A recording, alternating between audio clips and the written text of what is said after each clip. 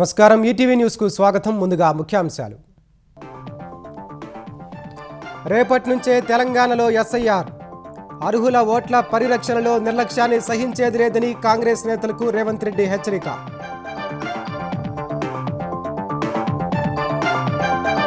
SIR పై కేంద్ర ఎన్నికల సంఘానికి బీఆర్ఎస్ లేఖ. డూప్లికేట్ ఓట్లు, ఇతర రాష్ట్రాల్లో నమోదైన ఓటర్లను తొలగించాలని సూచన.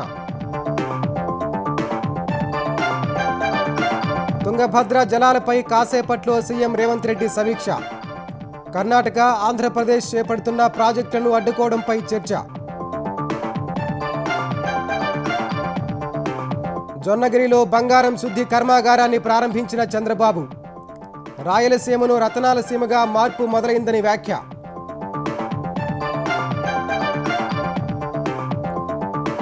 గొడ్డలి పార్టీ కుల రాజకీయాలను తిప్పికొట్టాలన్న సీఎం. నోరు పారేసుకుంటే మూయించే శక్తి కూటమి ప్రభుత్వానికి ఉందని వెల్లడి.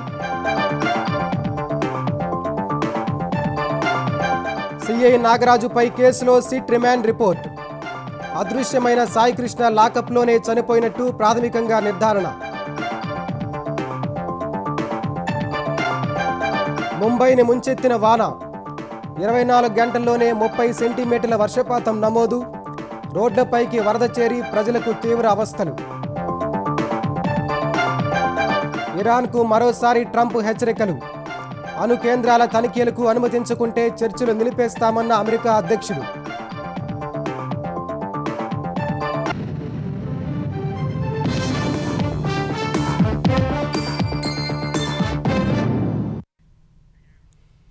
ఓటర్ల హక్కుల పరిరక్షణలో నిర్లక్ష్యం చేస్తే చూస్తూ ఊరుకునేది లేదని సీఎం రేవంత్ రెడ్డి నియోజకవర్గ ఇన్ఛార్జీలను హెచ్చరించారు.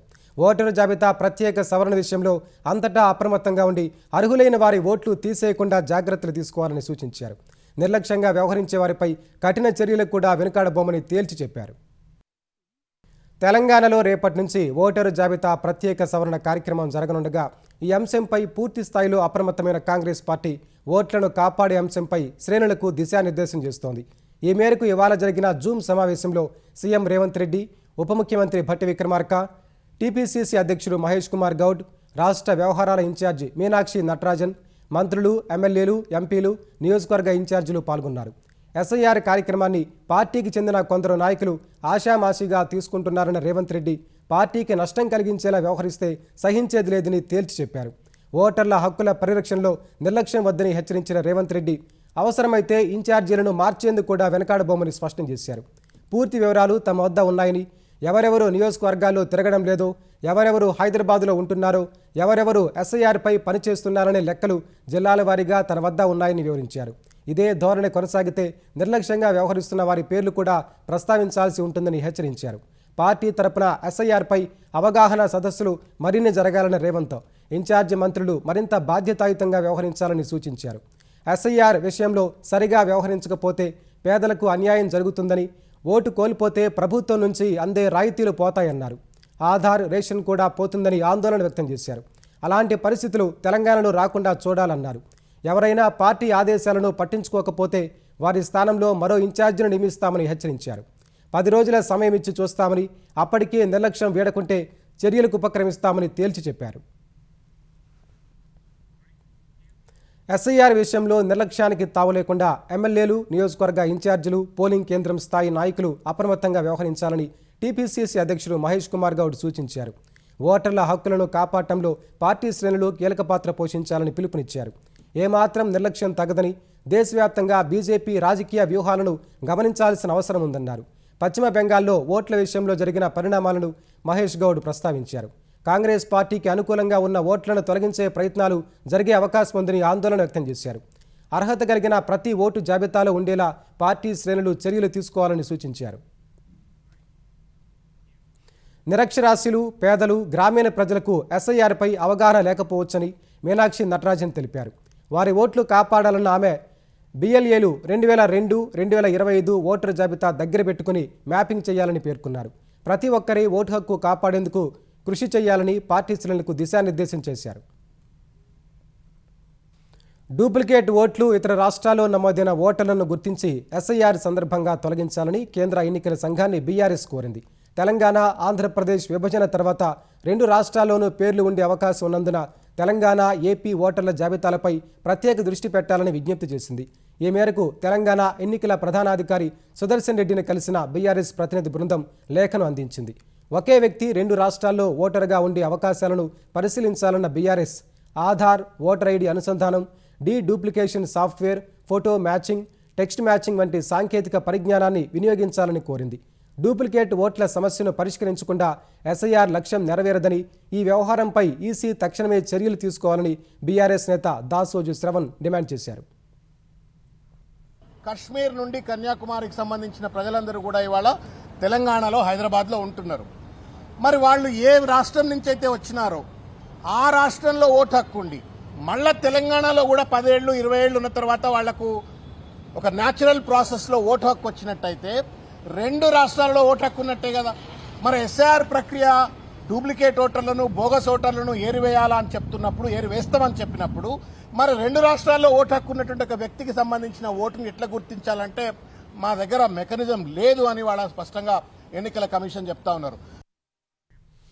తుంగభద్ర జలాలకు సంబంధించిన అంశాలపై సాయంత్రం ముఖ్యమంత్రి రేవంత్ రెడ్డి సమీక్ష నిర్వహించనున్నారు. సాయంత్రం 5 గంటలకు జలసౌధలో అధికారులతో ఈ సమావేశం జరగనుంది.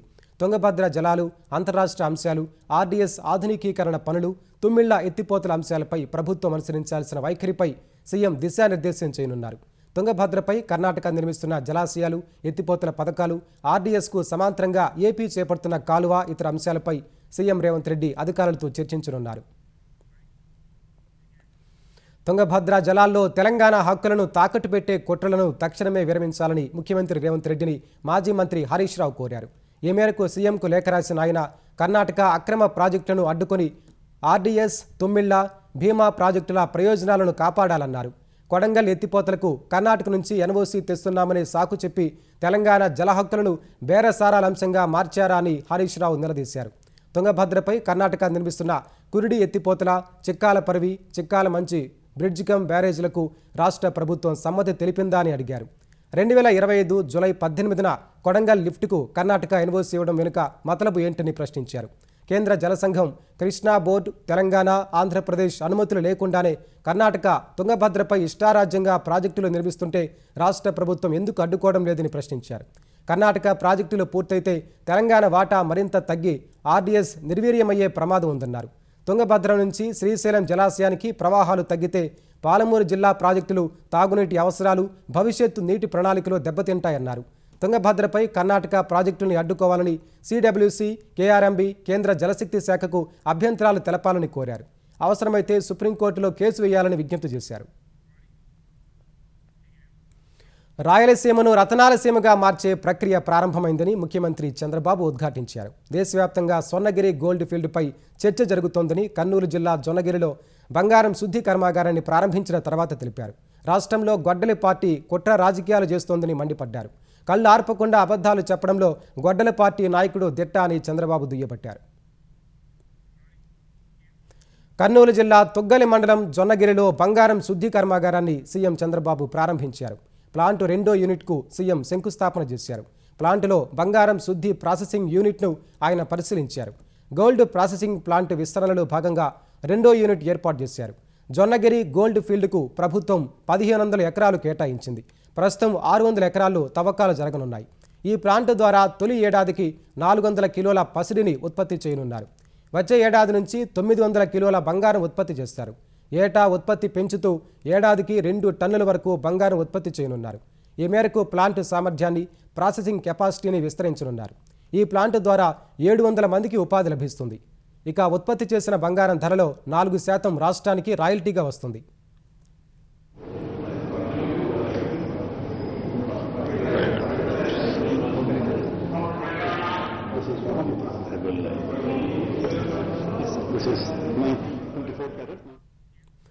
అనంతరం ప్లాంట్ వద్ద బహిరంగ సభలో మాట్లాడిన సీఎం చంద్రబాబు జొన్నగిరిని తిరిగి స్వర్ణగిరిగా మార్చుకుందామని పిలుపునిచ్చారు.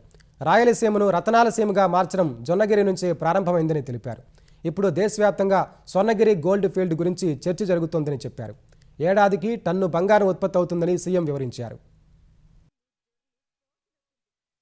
ఇక్కడ మనం ప్రారంభించిన 2వ యూనిట్తో కలిపి 50 మెట్రిక్ టన్నులు బంగారాన్ని మన ప్రాంతం నుంచే ఉత్పత్తి చేయబోతున్నాం. ఇది ఒక చరిత్రని మీ అందరికీ విజ్ఞప్తి చేస్తున్నా. ఇప్పటికే ఒక 800 మందికి ఉద్యోగాలు ఇచ్చారు. తొందరలోనే 1500కు పెంచుతారు. ఇవన్నీ కానీ అయితే 5000 మందికి ఈ స్వర్ణగిరి గోల్డ్ మైన్స్ లోనే, గోల్డ్ ఫీల్డ్ లోనే ఉద్యోగాలు వస్తాయని చెప్పి మీ అందరికీ విజ్ఞప్తి చేస్తున్నా. నాకు కావాల్సింది మీకు ఉద్యోగాలు కావాలి. ఇక్కడుండే యువత వేరే ప్రాంతానికి పోకుండా వేరే ప్రాంతంలో ఉండే యువత ఇక్కడికి రావాలి తప్ప మనం వేరే ప్రాంతానికి వెళ్ళనవసరం లేదు. అందుకే ఈ స్వర్ణగిరి గోల్డ్ ఫీల్డ్ రాష్ట్రానికి ఒక ఆదర్శంగా తయారవుతుంది. ఈ ప్రాంతానికి ఒక గ్రోత్ ఇంజిన్ గా తయారవుతుంది. గోల్డ్ ఇక్కడ తయారు చేస్తున్నారు. ఇక్కడి నుంచి ఎక్కడనో తీసేపోయి మీరు వస్తువులు తయారు చేయబోతున్నారు. ఆర్నమెంట్స్ అన్ని స్వర్ణగిరిలోనే ఒక బ్రహ్మాండమైన జ్యువెలరీ పార్క్ పెట్టి ఇక్కడనే మ్యానుఫ్యాక్చరింగ్ చేయమని ఇప్పుడే అడిగాను. ఈ రోజు రేపు మాట్లాడతాను. అంటే ప్రపంచంలో వాడే జ్యువెలరీ ఎక్కడి నుంచి వచ్చిందంటే స్వర్ణగిరి కర్నూలు జిల్లా వెనుకబడిన ప్రాంతం నుంచి వచ్చిందని చెప్పే పరిస్థితి వస్తుంది. ఇదే సమయంలో రాష్ట్రంలో గొడ్డలి పార్టీ కుల రాజకీయాలు చేస్తోందని చంద్రబాబు మండిపడ్డారు. అనవసరంగా నోరు పారేసుకుంటే నోరు మూయించే శక్తి కూటమి ప్రభుత్వానికి ఉందని సీఎం హెచ్చరించారు. గొడ్డలి పార్టీ రాత్రింబగళ్ళు కుట్రలు ఆలోచిస్తున్నారు. రాష్ట్రాన్ని కులం, మతం, ప్రాంతం, వర్గాల వారిగా విడదీసేలా రోజు విషయాన్ని గమ్ముతున్నారు. కన్నార్పకుండా అబద్ధాలు చెప్పడంలో దిట్ట గొడ్డలి పార్టీ నాయకుడు. అవునా కాదా తమ్ముళ్ళని అడుగుతున్నా. నిన్న చూశారు విజయవాడలో ఒక సంఘటన జరిగింది. సిఐ కాపుని, బాధితుడు కాపుని, దానికి కూడా రాజకీయ రంగు బులిమి కులాన్ని అంటగట్టి పవన్ కళ్యాణ్ పైన ఇష్టానుసారంగా నోరు బారేసుకునే పరిస్థితికి వచ్చారు. కబద్దార్, జాగ్రత్తగా ఉండండి. అనవసరంగా నోరు బారేసుకుంటే నోర్లు మూయించే శక్తి ఎన్డీఏకుందని చాలా స్పష్టంగా హెచ్చరించాను. అవునా కాదా? డిఎస్సీపై చర్చకు రమ్మని మంత్రి లోకేష్ పిలిస్తే గొడ్డల పార్టీ నేతలు రాలేదని సీఎం ఎద్దేవా చేశారు. గొడ్డల పార్టీకి విధ్వంసమే విజన్, ఫేక్ ప్రచారమే విధానం, రప్పారప్ప రాజకీయాలే మేనిఫెస్టో అని విమర్శించారు. రప్పారప్ప అంటే చూడ్డానికి ఎన్డీఏ సిద్ధంగా లేదని సీఎం స్పష్టం చేశారు. వంశధార ప్రాజెక్టు ఎడమ ప్రధాన కాలువ ఆధునికీకరణ పనులకు ఏపీ సర్కార్ పరిపాలన అనుమతులు మంజూరు చేసింది. సుమారు 56 కిలోమీటర్ల కాలువ ఆధునికీకరణ చేపట్టేందుకు విశాఖలోని జలవనరుల శాఖ ఉత్తరాంధ్ర చీఫ్ ఇంజనీర్ 9.06 కోట్ల విలువైన ప్రతిపాదనలు పంపారు. వంశధార ఎడమ ప్రధాన కాలువ సహా నరసనపేట బ్రాంచ్ కాలువ, మేఘవరం బ్రాంచ్ కాలువ, పంట కాలువ పనులు చేపట్టనున్నారు. చీఫ్ ఇంజనీర్ పంపిన ప్రతిపాదనలకు పరిపాలన అనుమతులు మంజూరు చేస్తూ జలవనరుల శాఖ ప్రత్యేక ప్రధాన కార్యదర్శి శశిభూషణ్ కుమార్ ఉత్తర్వులు జారీ చేశారు. చీఫ్ ఇంజనీర్ పర్యవేక్షణలో పూర్తి నాణ్యతతో పనులు చేయాలని ఉత్తర్వుల్లో స్పష్టం చేశారు. గాదె సాయికృష్ణది లాకప్ డెత్ అని ప్రాథమిక విచారణలో తేలినట్లు కోర్టుకు సిట్ నివేదించింది. సస్పెండ్ అయిన సిఐ నాగరాజుపై పెట్టిన కేసుకు సంబంధించి రిమాండ్ రిపోర్టును కోర్టుకు సిట్ సమర్పించింది. కస్టడీలో తగిలిన గాయాల వల్లే సాయికృష్ణ మరణించాడని రిమాండ్ రిపోర్టులో పేర్కొంది. సాయికృష్ణది లాకప్ డెత్ అనే విషయాన్ని దాచేందుకు శవాన్ని మాయం చేసినట్లు పేర్కొంది. శవాన్ని పూడ్చిపెట్టడమో తగలబెట్టడమో చేసేందుకు యత్నించినట్లు స్పష్టం చేసింది. సాయికృష్ణ శవం ఇంకా లభించలేదన్న సిట్ ఏం చేశారనే దానిపై దర్యాప్తు చేయాల్సి ఉందని తెలిపింది. ఇది చాలా సంక్లిష్టమైన కేసు అని, దర్యాప్తునకు మరింత సమయం అవసరమని రిమాండ్ రిపోర్టులో సిట్ స్పష్టం చేసింది. సిఐ నాగరాజు దర్యాప్తునకు సహకరించడం లేదని, తప్పుడు సమాధానాలతో దర్యాప్తును పక్కదారి పట్టిస్తున్నట్లు పేర్కొంది. సాయికృష్ణను మే 6న మార్కాపురంలో పట్టుకుని కృష్ణలంకకు తీసుకొచ్చినట్లు సిట్ తెలిపింది. చట్టవిరుద్ధంగా సాయికృష్ణను పోలీస్ కస్టడీలో ఉంచినట్లు స్పష్టం చేసింది. కస్టడీకి అప్పగించిన తర్వాత సాయికృష్ణ ఆచూకీ తెలియలేదని వెల్లడించింది. సీసీ ఫుటేజీలను ఉద్దేశపూర్వకంగా డిలీట్ చేసినట్లు సిట్ స్పష్టం చేసింది. సాయికృష్ణ అదృశ్యం కేసు విచారణను సీబీఐకి అప్పగించాలంటూ దాఖలైన వ్యాజ్యంపై విచారణను ఆంధ్రప్రదేశ్ హైకోర్టు జూలై 6కు వాయిదా వేసింది. కేసు దర్యాప్తు చేసేందుకు పోలీసు ఉన్నతాధికారులతో సిట్ ఏర్పాటు చేశామని అడ్వకేట్ జనరల్ కోర్టుకు తెలిపారు. దర్యాప్తు సక్రమంగా సాగేందుకు అన్ని చర్యలు తీసుకున్నామని వివరించారు. ఇప్పటికే కేసులో నిందితులుగా ఉన్న సిఐ నాగరాజును అరెస్టు చేశామని వివరించారు. ఏం చేస్తారో వేచి చూద్దామన్న ధర్మాసనం అనంతరం విచారణను వాయిదా వేసింది. గత రాత్రి నుంచి కురిసిన వర్షానికి దేశ వాణిజ్య రాజధాని ముంబైలో అనేక ప్రాంతాలు జలమయమయ్యాయి. ఆయా ప్రాంతాల్లో ప్రజలు తీవ్ర ఇబ్బందులు పడ్డారు. కోపర్, ఖైరానే, గన్సోలి స్టేషన్ మధ్య రైలు పట్టాల కింద మట్టి కొట్టకపోయి రైళ్ల రాకపోకలు నిలిపేశారు. ప్రస్తుతం అక్కడ ట్రాక్ పునరుద్ధరించే పనులు చేపట్టారు. దాదర్ స్టేషన్లో రైలు పట్టాలపై నీరు నిలిచింది. విక్రోలి వెస్టులో రిటైనింగ్ వాల్ కూలింది. ఆ సమయానికి అక్కడ ఎవరూ లేనందున ప్రమాదం తప్పింది. అనేక చోట్ల రహదారులపై నీరు నిలిచింది. ఈ కారణంగా వాహనదారులు ఇబ్బందులు పడ్డారు. వరద నీరు చేరి అంధేరిలోని అండర్పాస్లో వాహనాల రాకపోకలు కొంతసేపు నిలిపివేశారు. నవీ ముంబైలోని బాజీ మార్కెట్లోకి నీరు చేరి నిత్యావసర వస్తువుల రవాణాకు అంతరాయం ఏర్పడింది. గత 24 గంటల్లో 300 మిల్లీమీటర్ల వర్షపాతం నమోదైందని బృహన్ ముంబై మున్సిపల్ కార్పొరేషన్ వెల్లడించింది. అటు ముంబై, ఠానే, రాయ్గఢ్, పాల్ఘర్, సింధుదుర్గ్ జిల్లాలకు వాతావరణ శాఖ ఆరెంజ్ అలర్ట్ జారీ చేసింది. పలు ప్రాంతాల్లో మోస్తరు నుంచి భారీ వర్షాలు కురుస్తాయని అంచనా వేసింది. అరుణాచల్ ప్రదేశ్ను భారీ వర్షాలు వణికిస్తున్నాయి. ఎడతెరిపి లేకుండా కురుస్తున్న వర్షాల కారణంగా క్యూ పన్యోర్ జిల్లాలో మెరుపు వరదలు ముంచెత్తాయి. యాజాలి సర్కిల్ పరిధిలోని నీప్కో ప్రాజెక్టు కాలనీ వద్ద వరద పోటెత్తి 3 గల్లంతయ్యారు. నిర్మాణంలో ఉన్న రక్షణ గోడ కూలి భారీగా వరద నీరు కాలనీలు, చుట్టుపక్కల లోతట్టు ప్రాంతాల్లోకి ప్రవేశించింది. కనీసం 18 నివాస గృహాలు దెబ్బతిన్నట్లు అరుణాచల్ ప్రదేశ్ విపత్తు నిర్వహణాధికారి వెల్లడించారు. వరద పరిస్థితిని అంచనా వేసిన ప్రభుత్వం రక్షణ చర్యలను పర్యవేక్షించేందుకు అదనపు డిప్యూటీ కమిషనర్, డీఎస్పీ, సర్కిల్ అధికారిని ఘటనాస్థలానికి పంపింది.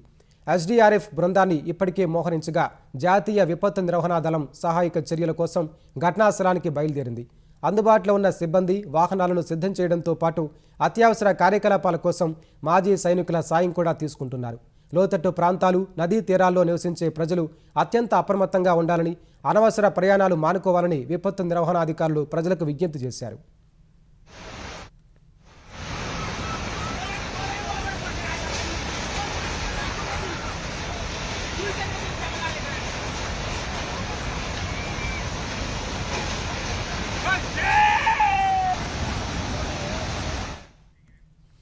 ఆడుదాం ఆంధ్ర విజిలెన్స్ నివేదిక త్వరలోనే బయటకు వస్తుందని ఆంధ్రప్రదేశ్ క్రీడా శాఖ మంత్రి మండిపల్లి రాంప్రసాద్ రెడ్డి తెలిపారు.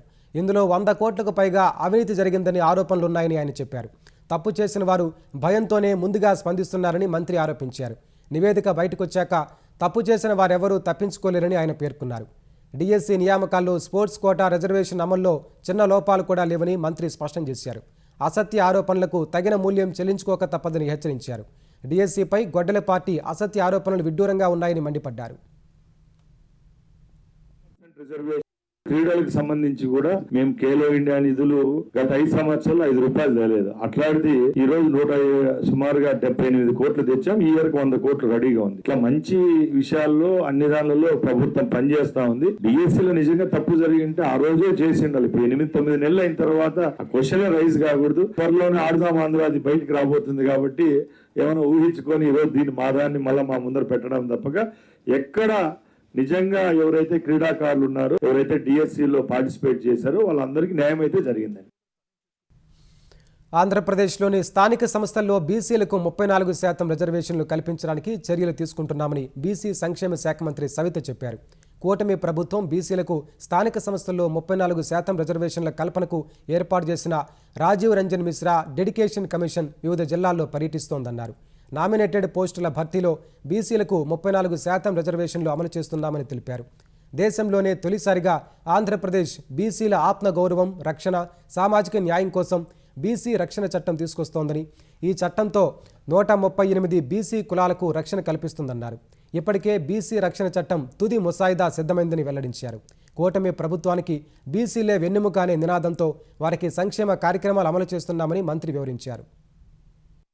కూటమి ప్రభుత్వం అధికారంలోకి వచ్చిన తర్వాత మొట్టమొదటి బడ్జెట్ కూడా 39,000 కోట్లు కేటాయించారు.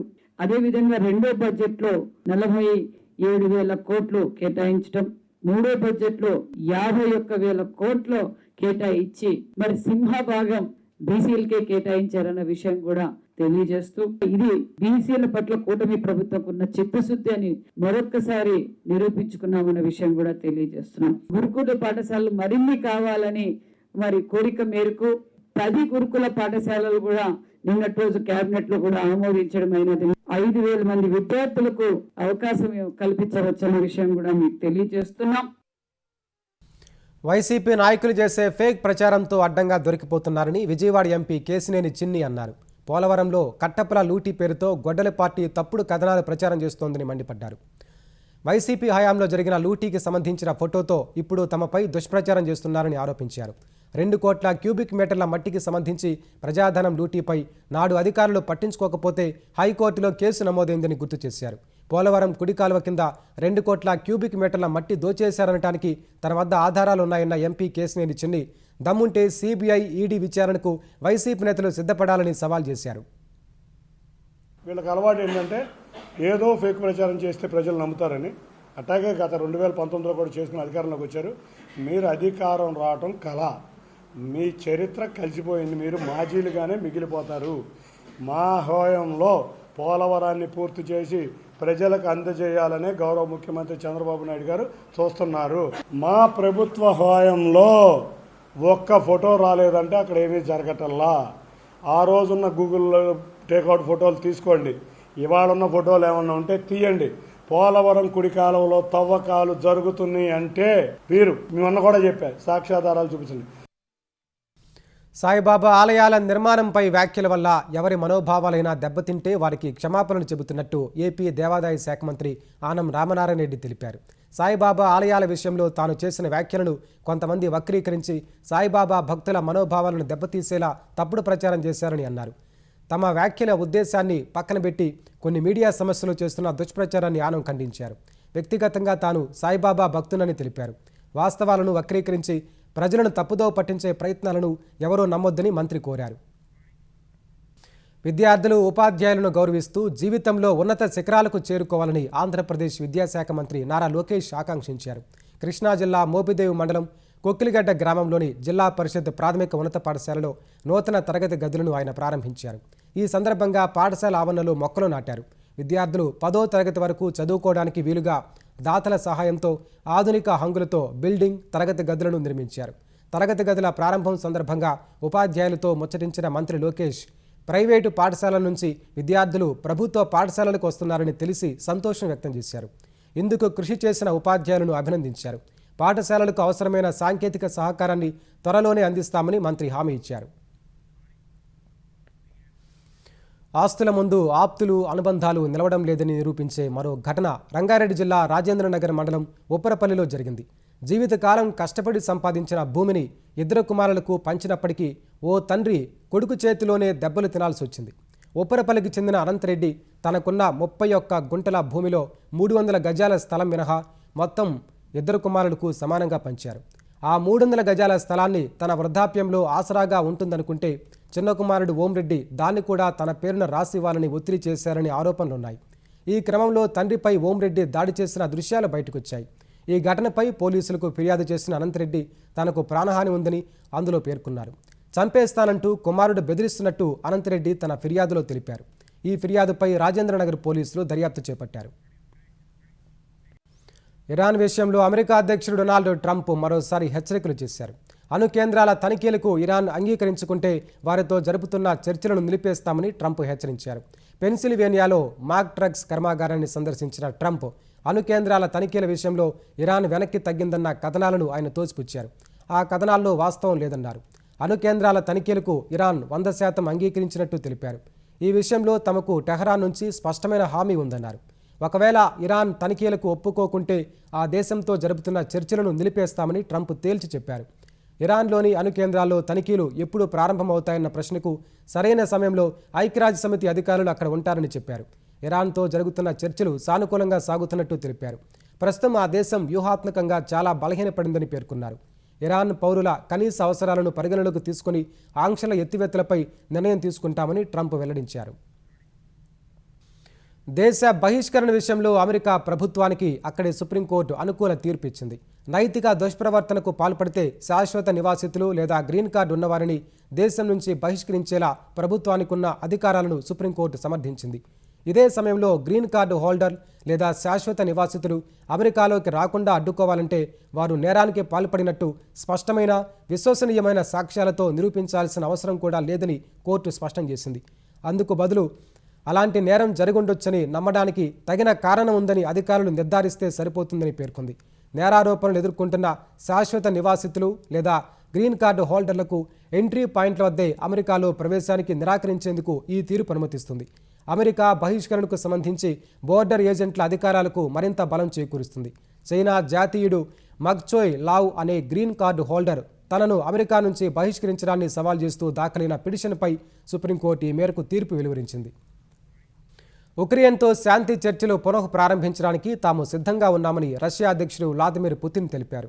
అయితే పాశ్చాత్య దేశాలు ఉద్దేశపూర్వకంగానే ఈ ప్రాంతంలో ఉద్రిక్తతలను పెంచుతున్నాయని ఆయన ఆరోపించారు.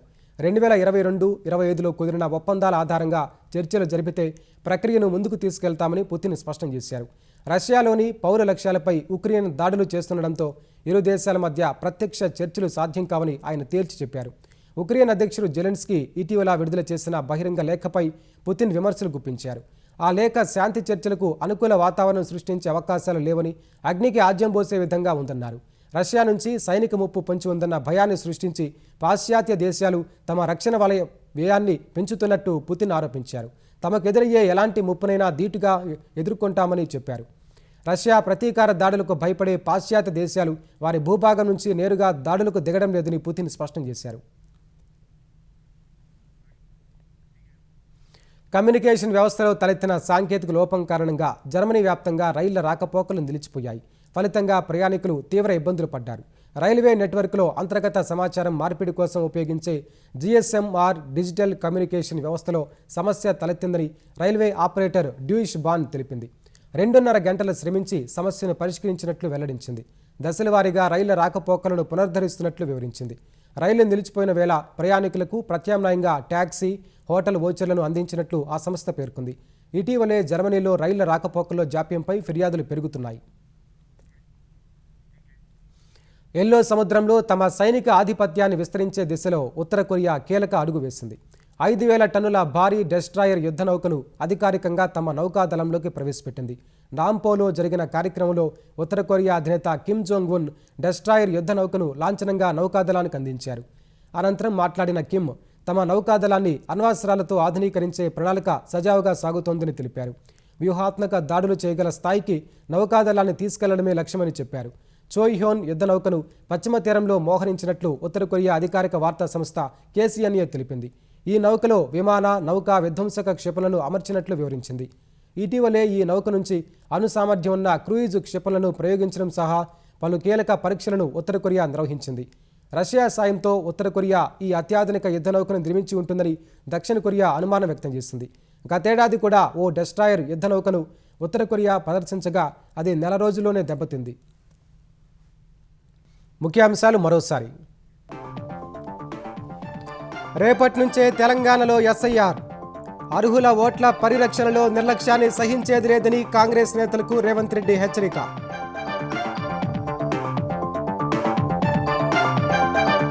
SIR పై కేంద్ర ఎన్నికల సంఘానికి BRS లేఖ. డూప్లికేట్ ఓట్లు, ఇతర రాష్ట్రాల్లో నమోదైన ఓటర్లను తొలగించాలని సూచన. తుంగభద్ర జలాలపై కాసేపట్లో సీఎం రేవంత్ రెడ్డి సమీక్ష. కర్ణాటక, ఆంధ్రప్రదేశ్ చేపడుతున్న ప్రాజెక్టులను అడ్డుకోవడంపై చర్చ. జొన్నగిరిలో బంగారం శుద్ధి కర్మాగారాన్ని ప్రారంభించిన చంద్రబాబు. రాయలసీమను రతనాల సీమగా మార్పు మొదలైందని వ్యాఖ్య.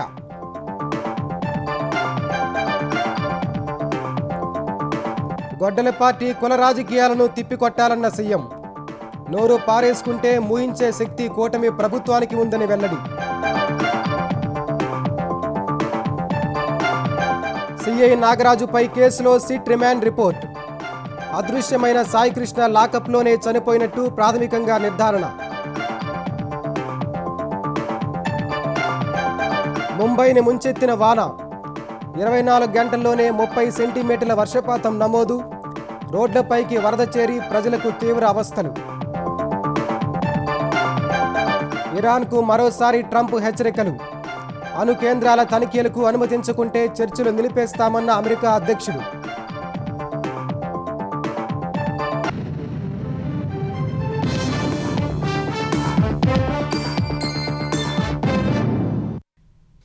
ఈటీవీ న్యూస్ సమాప్తం. నమస్కారం.